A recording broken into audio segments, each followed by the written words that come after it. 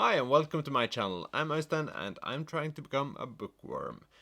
I generally like to make lists, so in this video we're going to make a list of 10 horror books, or horror books-ish, I would like to read. Horror isn't really my genre, but that's based on movies because I haven't read that many horror books. I generally don't like being afraid, and I'm always scared of the loud noises from the movies. You got to protect your ears. The only criteria for this list is that the books are supposed to be scary, and I have to think that I would enjoy reading the books. When I started making the list, I suddenly realized that many of the books were classics, nearly all of them, so I had to come in with some more modern books, just so I can experience the different time periods of the genre. As always, I would be delighted if you would give me recommendations for books in this genre in the comments, so I can get more books on my to-be-read list. The first book on the list is The Haunting of Hill House by Shirley Jackson, released in 1959. That's because I recently read We Have Always Lived in the Castle, and I really enjoyed the way this book was written. It felt very chilling and very suspenseful a lot of the time, and when I bought this book I was very torn between this book and The Haunting of Hill House because they are both classics, and this is one of the authors that gets so much recognition for the way she tells stories and the way things are written, and I think I would also enjoy The Haunting of Hill House. The story is very known, of course. 4 people travel to a haunted house and things happen. So I haven't read much about the story in itself. I think I would enjoy it just because it's written in a hopefully suspenseful way like the other book was. Also a classic is number 2 on the list, but it's a bit older. It's The Raven by Edgar Allan Poe, released in 1845. I actually learned 2 things when reading about this book.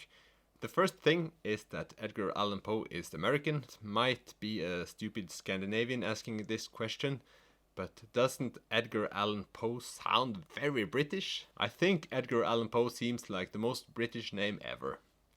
Especially now when I feel I have to sit here and defend myself against myself. And the second thing I learned in this process is that there is something called a narrative poem, which this book is. And after what I gather, that just means that the poem tells a story. This is the only poem on my list, but it's a poem that I've been wanting to read for a long time. Of course, since it's very famous, and I have not read any poems except for when I was in school. It helps that it's narrative, so I have a storyline I could follow, but other than that, I don't know. The Raven is actually what made Poe famous in his own time, and in the story we follow a raven that traces a man who descends into madness. The poem is said to use a lot of mythological and religious and in general a lot of historical references, so I will be very intrigued to see how much of the poem I'm missing out on, if I'll ever know. We're now going to leap forward into the future, or at least closer to the future. We're still in the present. 2016, and the best title of the bunch, My Best Friend's Exorcism. This is a book by Grady Hendrix, and I think I have to read a short summary because I think the summary is better than my own summary. Gretchen begins to act different. She's moody, she's irritable, and bizarre incidents keep happening whenever she's nearby. Is their friendship powerful enough to beat the devil, like an unholy hybrid of Beaches and The Exorcist? My Best Friend's Exorcism blends teen angst, adolescent drama, unspeakable horrors, and a mix of 80s pop songs into a pulse-pounding supernatural thriller. I have to say, just based on the title of this book, I would have read it. I think this is almost at the top of my TBR for now, just because it sounds so much fun. So if this book actually manages to be horrifying and as much fun as I think, I will be very surprised. But we are off to a good start. Also sounds very quirky, but I don't mind. Then we go back again to maybe one of the all-time most classical tales. It's Frankenstein by Mary Shelley. A story everyone knows about the scientist who creates a monster. And a monster who has been depicted in so many movies, and it's sort of like one of those characters who just becomes something else after a while because The story has been around for 200 years, and what Frankenstein once was may not be what it is now. This is one of the stories that seems to hold up very well, and I'm sort of intrigued to see if I'm of the opinion that this story is as good in 2021 as it was in 1818.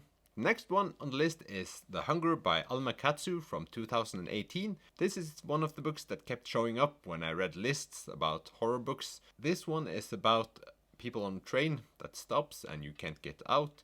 Evil is everywhere, and I think the title tries to tell me that people are starting to get hungry, and it seems to be cannibalism involved. This book actually stands a little bit out on the list because it seems to be a very humanly based horror. People tend to be quite evil when they have to, or feel like they have to, so that seems to be very intriguing to me. I think I get more engaged in a book when I think about that the things in the book could actually happen. So people eating other people because of starvation is something that I could imagine people doing. So that makes it sort of more chilling and horrifying and more believable to read. So if I end up reading this book, I think this will be one of the most scary books to read for my sake. One of the books I don't think I will find very scary is Dracula by Bram Stoker from 1897. Of course, maybe one of the top 5 most famous horror novels ever written. And it's about the vampire, of course, Dracula. Also, as Frankenstein, Dracula also appear in so many occasions in our society today that I'm very excited to see what was actually Dracula when it started out. Other than being Dracula, I really can't say I know the story.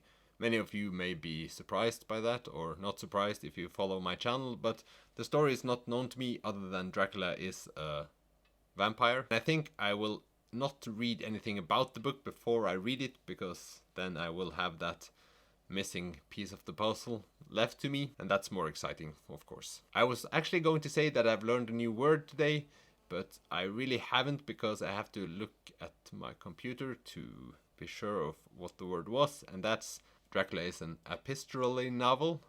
Anyways, it means that the story is told through letters or diary entries or newspapers, and this seems to be very exciting for me because I haven't read anything like that before. So I'm sort of wondering how I will react to this kind of slow burn storytelling through not a narrated story in that sense, but through letters and such. That I don't know. But I'm really looking forward to reading that novel. Then there's this little guy, Coraline by Neil Gaiman. This has to be one of the worst covers I've ever seen.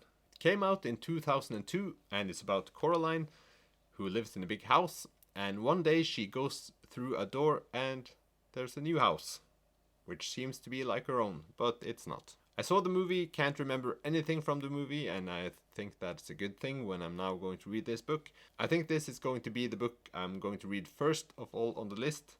It's very short, and I like Neil Gaiman's writing, so I think this will be a pleasure to read. And now for the biggest shock for you. And that is that Rebecca by Daphne Maurier, released in 1938. I've never heard about that book or the author.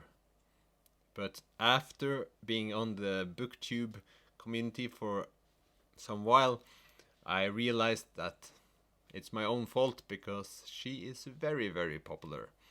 And that's one of the reasons why this book is on my list. And that's because of 500,000 ratings on Goodreads, it has a score of 4.23, I think. And that's extremely good. So I think that book has to be fantastic. I believe many of you have already read this book and know a lot about it. And I think that descriptions of horror books never tend to be very exciting or provoke any extraordinary emotion in me.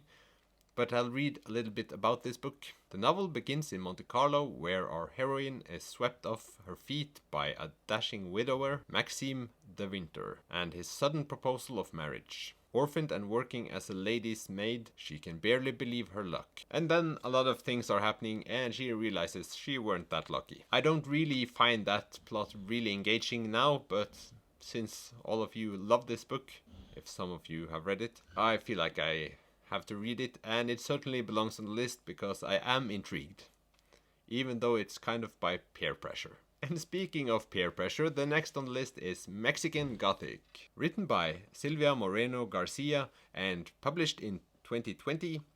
This is one of the books that you can't really miss if you're on the internet, and it won the 2020 Goodreads Choice Awards for Horror in 2020. This book centers on a woman that hears from her cousin that her husband is trying to kill her, and so she investigates. Said to be creepy, intoxicating mystery that's almost impossible to put down.